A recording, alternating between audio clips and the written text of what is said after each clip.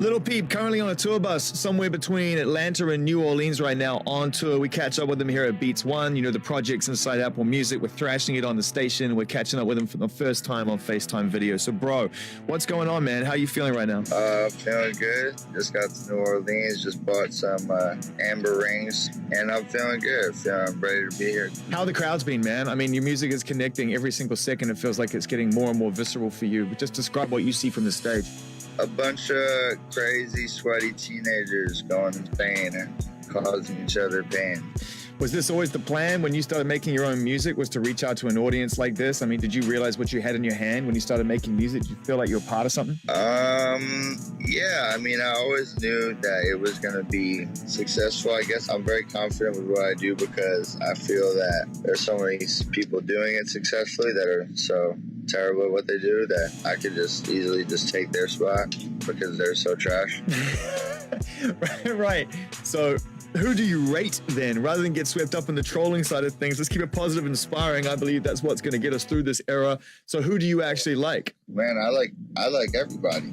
I just think that some people aren't good at making music, but I like everybody. Everybody's great. Who's your favorite though, man? My favorite, probably just my friends. Bass God, Lil B, Conan, definitely. I don't know. I don't really listen to. I don't really follow music as it comes out. I more like to just stick to the classics, like my old favorite Brick Squad takes from back in the day and Red Hot Chili Peppers albums and stuff like that. And don't really follow whatever's going on in the rap game, if that's what you want to call it. I mean, it's funny, you know, because obviously I think that people consider you to be a part of that game, but equally you're taking inspiration from other things and you've got deep taste in rock and roll as well. You know, can we talk a little bit about that side of things as well and what kind of rock and roll artists really influenced you to bring this kind of tone to your music? Yeah, some of my favorite bands say that I think Brand New, Green Day, Good Charlotte, My Chemical Romance, Panic! At the Disco, Taking Back Sunday, stuff like that. So that's where I get the inspiration behind a lot of my melodies. Songwriting definitely is a big thing to me that I think separates me from a lot of other artists of my generation right now because I base my songwriting kind of off those old bands, like their pattern and style of songwriting.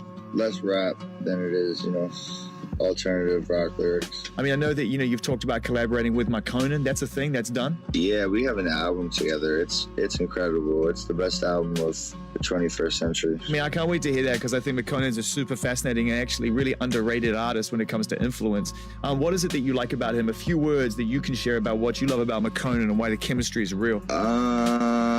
He is, I mean, he's insanely talented. His voice is amazing. He's a very genuine person who I get along with on a lot of different levels. We're like best friends, so it's really easy for us to make music together. He has been my favorite hip-hop artist since way before I started making music. It was one of my dreams to ever meet McConan, and we got an album together. That's crazy, man. I mean, what an experience for you to be in that situation, to meet somebody like that, who you've been a fan of, and actually be able to say you have creative juice now. Yeah. He's just a trippy guy because he just trips on LSD and then freestyles everything. He doesn't write any music. It's like the most incredible thing to like watch. He hasn't written any songs, like he just freestyles all of them, bro, just right off the top of his head. If you're in a place where you're teaming up with McConan now and you've got an opportunity to collaborate with people, have you been in the studio working with other people? I will in the future, but I've had the opportunity to work with a lot of artists, but I really am not into the whole like climbing the ladder of the industry thing with the features, how people do that. So if I don't know you, I don't really care. If I don't really know you or listen to your music too much, I'm not gonna just collaborate with you to gain some fans or just get some popularity, because I think music's too precious to be doing that with. But yeah, there's a lot of people in the future I'll be collaborating with after McConan. I just got to get this out of the way. We've recorded probably over 20 songs and we're still recording. So Come Over When You're Sober 2 is done? Yeah, Come Over When You're Sober 2 is done. Also, I have another project called Goth Angel Center coming out soon. Gas, short. I got an album with McConan and more touring. So we're just working. You're very on the front line right now. You can meet anybody you want in terms of your audience. I'm sure you do. What are they saying to you, and how is their music affecting them? They tell me all the time that it helps them stay alive and keeps them from committing suicide and stuff like that. And a lot of them I've seen like countless hundreds of Lil Peep tattoos on people. So these people are really dedicated and like devoted like pretty much their lives to my music, and it's pretty crazy and it blows my mind, but I love it. It's a great thing, and if it's helping people, then that's why I'm doing it. Is there a part of you that remains guarded or trying to protect yourself somewhat because you had to make this music? It wasn't like you were searching for this attention, and yet this attention is forthcoming because the music had to be made. You know what I mean? One thing informs the other. So are you sort of like approaching it with some degree of protectiveness for yourself? I guess. In some ways. Mostly I just go in there sometimes, and I don't really remember a lot of my sessions. Not ever sober when I record my music. Why is that? I don't know. I'm rarely sober. I don't know. Just because it kind of brings the raw emotion out of me and lets me, and I'll wake up the next day and literally like I won't even remember what I did in the studio, but I know I did something good. And then I'll listen to it and I'll be like, yeah, this is really dope. That must make performing it really a very interesting experience, because when it's time to actually play the song, you don't really recall writing or recording, but actually you have to put yourself in a place where you have to learn it, and you're not in that moment anymore. That must be like breaking the wall. No, dude, I know all my music. I'm really crazy with lyrics, so people get shocked at me. I could listen to a song 2 times and learn all the lyrics to it. I know the lyrics to more songs than most people on earth. That's a fact. I learn my own lyrics really, really quick. So I could do all my songs a cappella pretty much. It's not something that's hard to forget.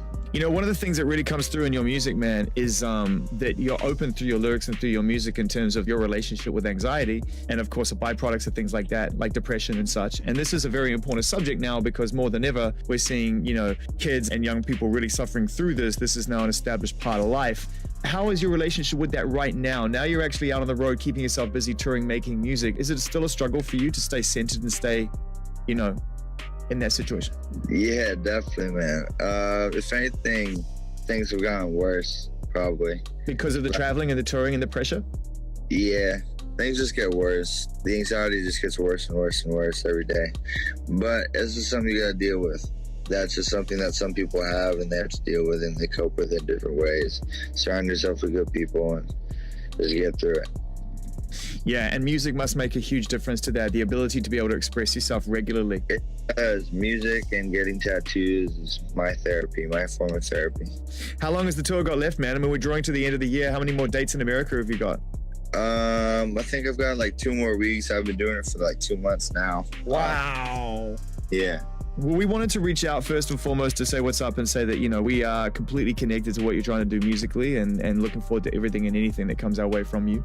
And at some point when you roll through California, as and when the time's right, man, we'd love to sit face to face and get the story in more detail, if you're willing and open to talk about it. I think it would be helpful to your fans and to others to hear your story, because I think it's fascinating, bro. Of course, I would love to do that, and I'd love to share more. I got a lot more to share. All right, man. Listen, safe travels, and enjoy watching Interview with the Vampire, one of the greatest fucking movies of all time as well, by the way. I will. Thank you so much. My pleasure. All right, Pete, later. All right.